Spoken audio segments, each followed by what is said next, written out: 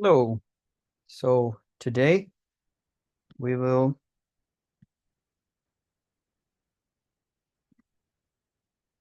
talk about families and finances. As soon as I can. Okay, here we go. So the finances in a blended family. That's the title for my presentation because finances, as you all know, is a very large or very common cause of stress and trauma in families, especially if they are a blended family. So I would like to talk about that, how to plan your finances. What is your value of money? What is the value of money? What is your personal view of money? How would you be valuing money? Why am I asking this? Because if money is all that you're looking for, just work and that's it. You don't have to worry about anything else. But if if you value your family, your time, and your life because you work uh, the period of a month, uh, 28 or 30 days, depending on the month, and then you receive a salary. But the salary is not the end of all that work. So you wasted a whole month or you spend a month to get that of your life. Money, we can always get more, but time, we can't. So uh, the objective of this presentation is to understand how to deal with money in order for the money to help you to become a tool and not something that you're always desperate for. So whenever two families, uh, either divorced or widowed, they get together and they start either living together or uh, married, they get married, you have to set up some ground rules. You have to understand, is the money mine or ours? It is always up to the couple to decide this. So who's paying for this? Who's paying for that? Should I pay for mortgage? Should I pay for the appliances or utilities? Should I pay for our trips? What should I do? What should I pay? What should the other person pay for?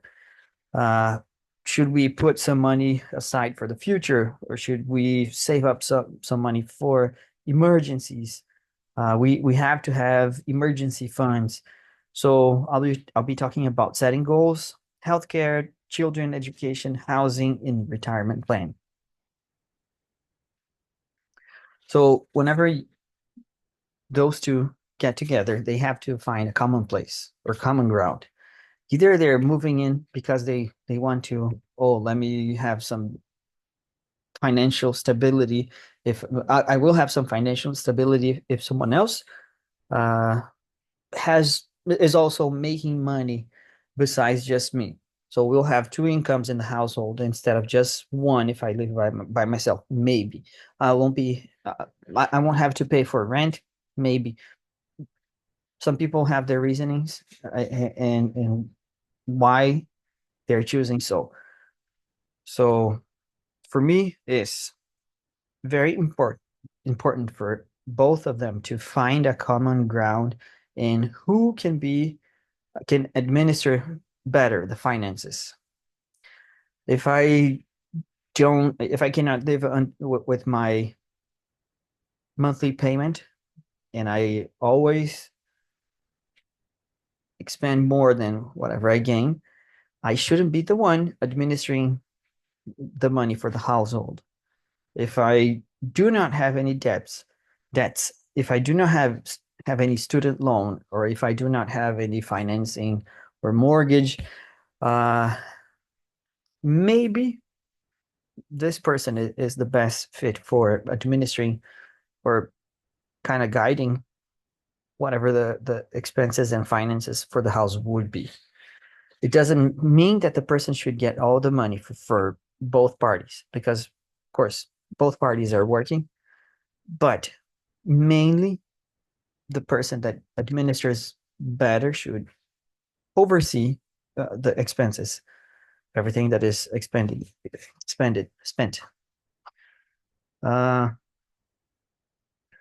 from whenever they get together, one of them may have come with a student loan or housing or house or car financing or hospital, some surgeries. I had to do a surgery myself, which was $27,000. Emergencies are always emergencies. We never know what's going to happen. Or even credit card debt. Some people have 20, 30, 40, $150,000 worth of credit card debt. So it is important to look at this, all the financial situation, and decide how to tackle that, how to properly pay that off, but with intent. So I understand that planning is hard. My wife is always trying to tell me, we should plan this, we should plan that. Let's sit down and plan. I I get it. I do. Planning is never easy. It can be stressful itself because sometimes you may not see eye to eye with the other person or your spouse and say, but I want to do this. I have worked the whole week. I deserve to eat outside or go out and eat or just to travel. I deserve to spend all the money that I made this week. As I said, you don't get money as payment. You give just you just you don't just get money as payment. You give your life, your time for that period of time to the company, and the company gives back money to you. So this is something that we should always keep in mind of. You're not paying with money, you're paying with your time, with your life, with either a day or a week or a month of your life, whatever you're purchasing. So planning for activities, financial goals for the next month, quarter, semester, year, or even 5 years from now is an excellent way to analyze progress and achieve what is necessary. So if you do not plan, you will never know what's going to happen next.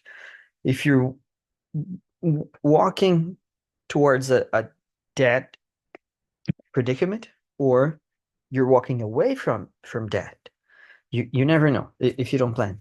So start with something small, especially if both have a full-time job. Sometimes compromise will have to be made. I will take care of the kids. I will take the kids to school if they don't ride a bus. I will pay for any healthcare situations or plans. So this has to be decided between the both of you. So healthcare, it's a big chunk of family budget, and it does take a big chunk. Sometimes it's 300, 400, $600 a month, depending on the size of your family. And it's every month. And you also have the copay. You also have the opt-in whenever you use it at the first time during the year, which came to me as a surprise, but I did see the discount on my paycheck. So, which is not fun whenever you're not counting with 300 or 600 because my wife also used that the same month. But it is healthcare is part of our situation, our life, daily lives. Which idea, which health coverage would be better, mine or my spouse's? Should we start a new one? Should we just shop around, or should we migrate to either mine or theirs? Uh, this is this is something that you have to look out for. Otherwise, uh, the debts will always pile up. Emergencies will always happen. So putting some money aside is always important. The other thing is urgent care instead of emergency rooms. Oh, I don't feel too good. I'll go to the hospital. No, go to emergency care or urgent care, not emergency room, because their charges are far less than an emergency room. And they also do the same thing. It's not a problem to go to urgent care. Medicaid, Medicare sometimes will be a good possibility. If you can afford a healthcare coverage, great. If you cannot, go for Medicaid or Medicare. They usually are very, very good. Indigent programs can also be something that can come as a solution for some cases. People say, "Oh, I don't want to plea as a indigent person. Indigent person is just not for me." Okay, I had to. I was studying and I had no money.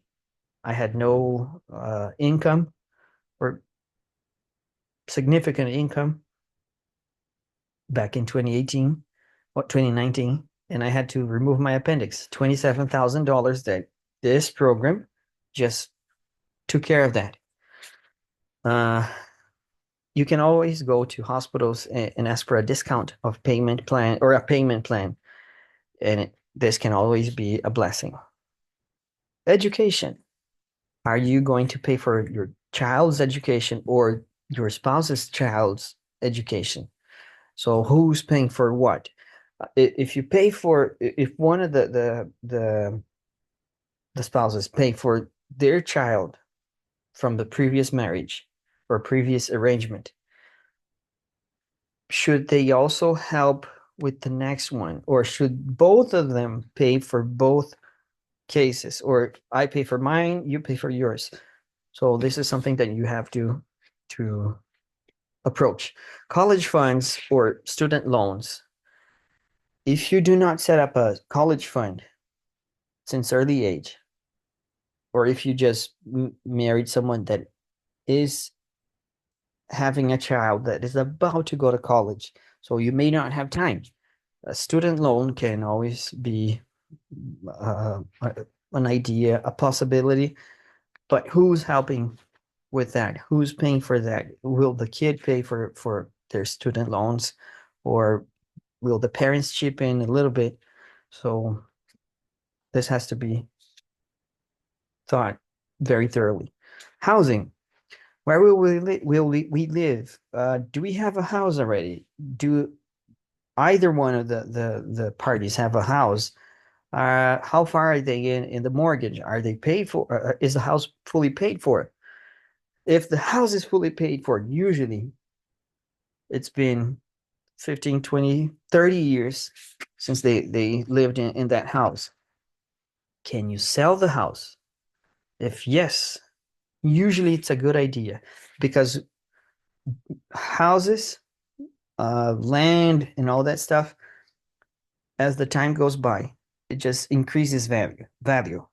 And you can always purchase a home if you downsize, or even if you move to a different neighborhood, you can always purchase a home with the same price that you're getting from selling your house. Sometimes it's even better than the house that you just sold. So, and it doesn't matter if you're downsizing. You have a mortgage. You still have 10 years to pay for mortgage, but you already paid 20 years. The house price was this. Now it's almost twice as much.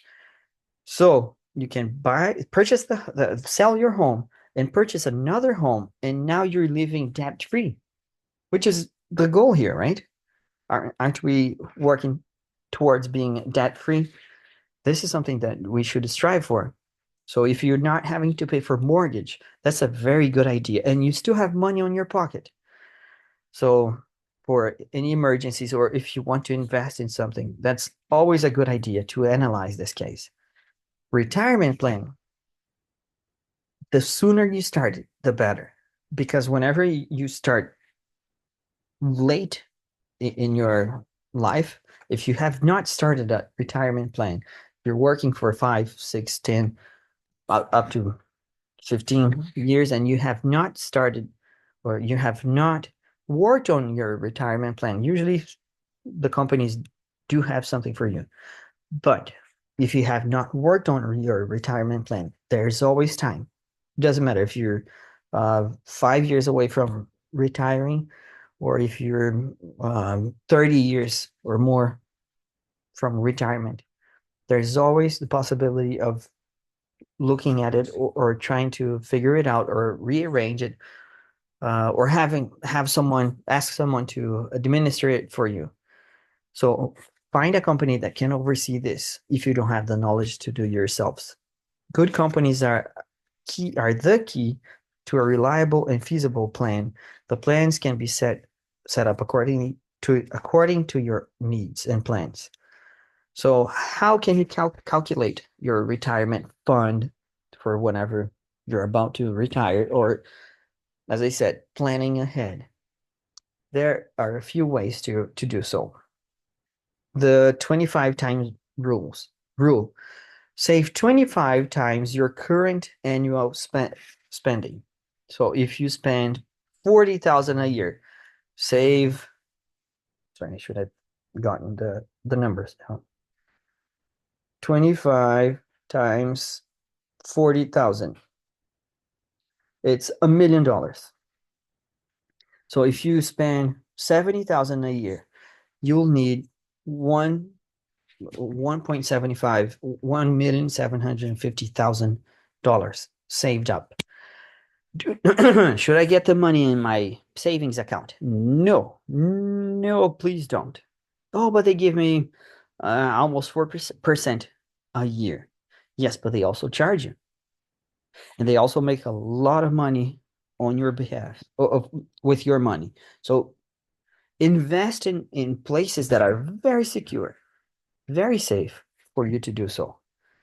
So another aspect is if the $1,000 a month rule, save 240,000 for each $1,000 you spend a month. Again, if you spend 5,000 a month, you'll need 1.2 million saved. So the 4% rule, withdraw 4% of your total retirement savings in the first year of your retirement. In subsequent years, you can withdraw the same amount adjusted to inflation. For example, if you need 100,000 a year, you need 2.5 million saved. So those are ideas on how to calculate your retirement fund. If you do not plan now, in 25, 30 years, your retirement fund can be a mere $100,000 or $3 or $4 million, because this is interest over interest. And the more you invest, the more you put it in your retirement fund, the more you will have at the end. So aim to save one time your salary by the age of 30, 3 times by the age of 40, 6 times by the age of 50, 8 times by the age of 60, 10 times by the age of 65, 7. So what are the possibilities for investment? A number of possibilities for investment for your retirement plan will be presented by the company you choose. You can choose mega cap, large, mid-size, small size, or micro cap stocks. Bonds and trust funds are always good options as well. The earlier you start your retirement plan, the more aggressive you can be. If you are younger than 30, you can go 80-20, which means 80% in investments that are risky and 20% in bonds and things that the government offers people that want to do any investments, such as, have you heard about S&P 500, Dow Jones, and some other terms or names? So my personal choice is JP Morgan. Charles Schwab is also a very good managing agency. And in this case, they offer counsels, they offer ideas, and also they offer management for you. So here are some names for large caps in the United States or Americas, or Asia, Europe, and Middle East. So those are options for you to invest if you're taking care of the investment yourself. But someone will always get this done for you if you wouldn't mind. Some terms. The S&P 500 or Standard and Poor's 500 is a stock market index that tracks the performance of 500 of the largest companies in the United States. It's it has used as a pro it's used as a proxy for the entire US market because these companies are large, profitable, and have liquid stocks that significantly impact the equity market. So why am I talking about this? Because the SP 500 for years now has had a very interesting interest fee towards whoever invests in them.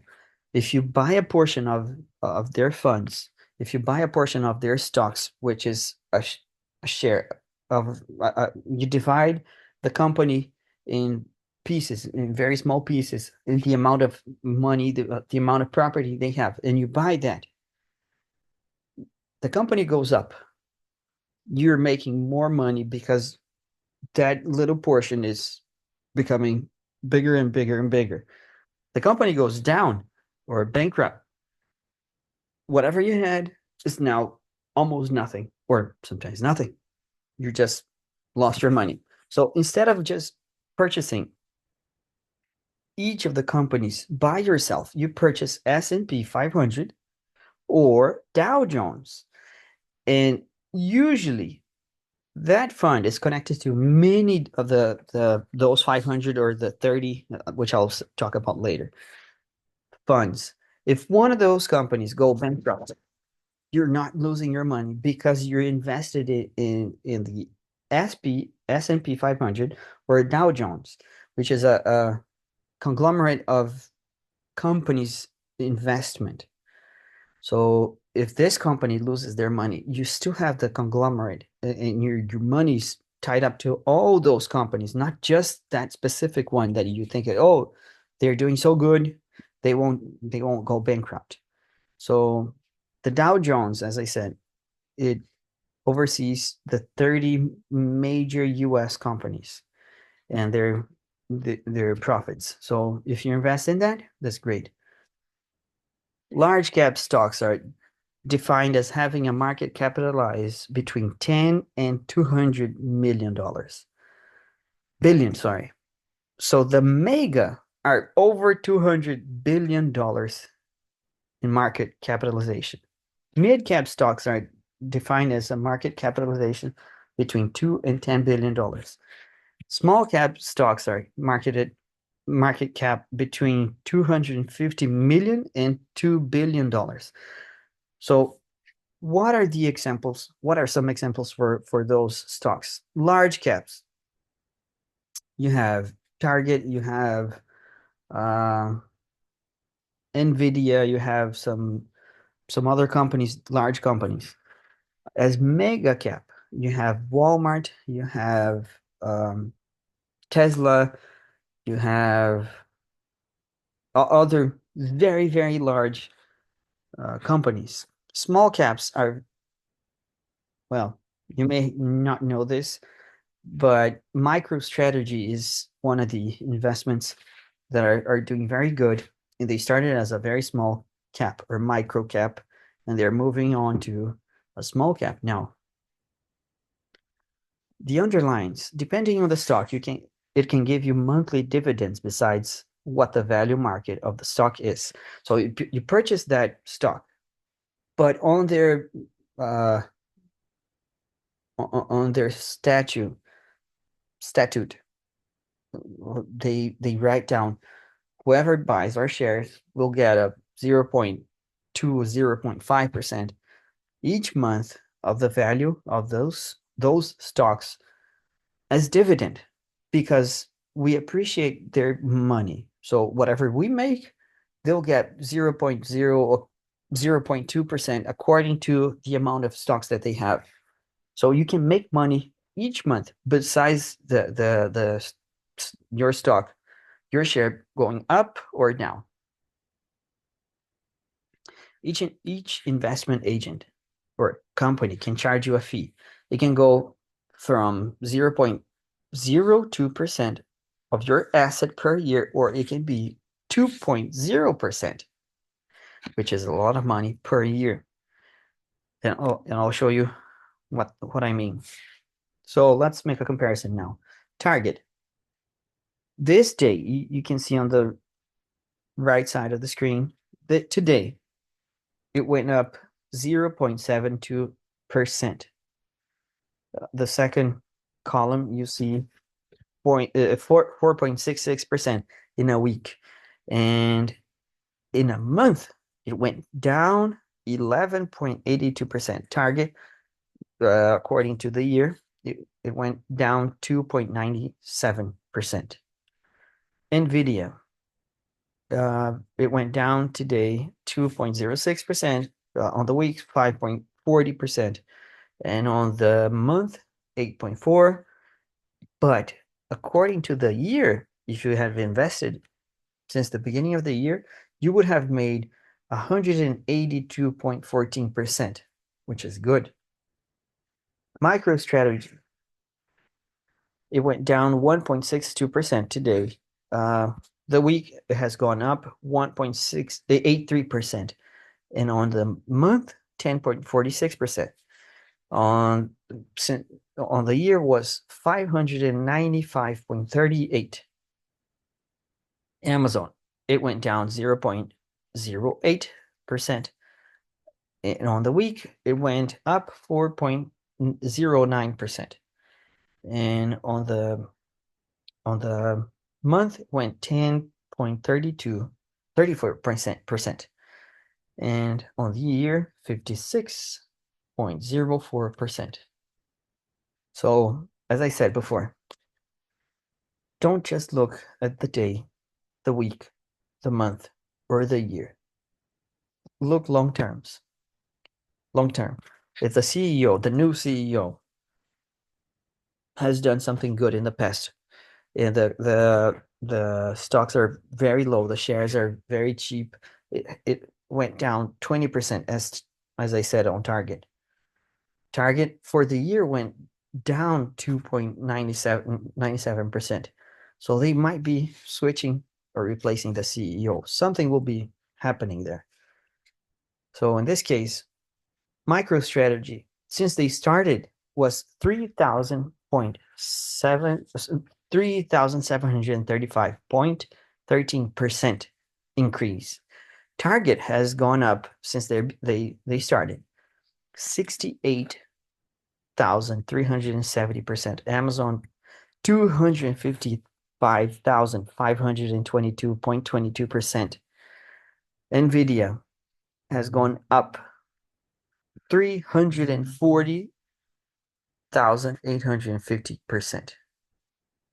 That's a lot of profit,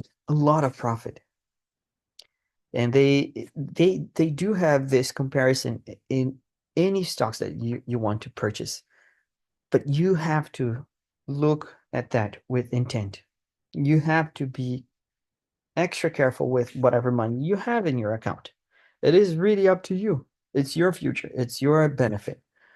So whenever investing in stocks, it is important to know when to buy, when to hold, or when to sell. Whenever working with an agent, check carefully what they charge for their services. Whatever you do right here in 30 years can mean 2 or even 3 million in assets more to you and yours. Planning can be hard, but should be done despite that. So I hope that you have learned something today. You have the freedom to administer your own personal funds, your own retirement plan. Empower is a great retirement plan agency, and I would personally recommend JP Morgan as being a retirement plan management option. So if you start now, if you take care of it now, in 10 years, you might as well be 500, $600,000 richer. Not promising any funds or anything that you will come out of the air, but it is your personal funds that can be uh, improved, your family's future that can be guaranteed. Have a blessed day.